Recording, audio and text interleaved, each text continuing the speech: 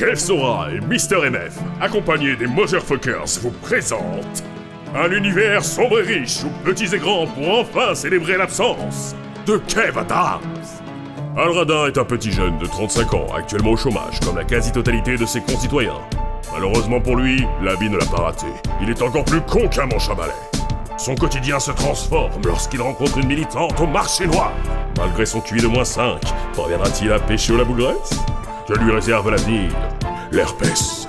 Notre héros aura également affaire à un duo de nantis diaboliques, qui n'est pas sans rappeler celui de McFly et Carlito, en moins cher, en plus moche, mais en plus trash, et qui finalement ne nous rappelle en rien le duo que forment McFly et Carlito.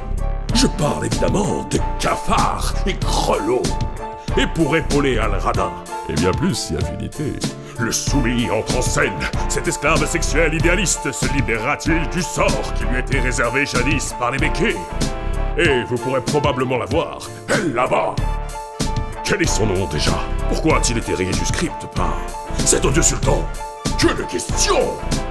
Après, Banane, puis Kajigolo. Et entre-temps, des milliers de détournements peu inspirés de la part de nos collègues parodistes, créés par pur cynisme sur la crise sanitaire, dans le seul but de faire du pied à l'algorithme, mais on s'en tape! Dès aujourd'hui, consultez la description de cette bande-annonce pour voir ce nouveau film collaboratif irrévérencieux.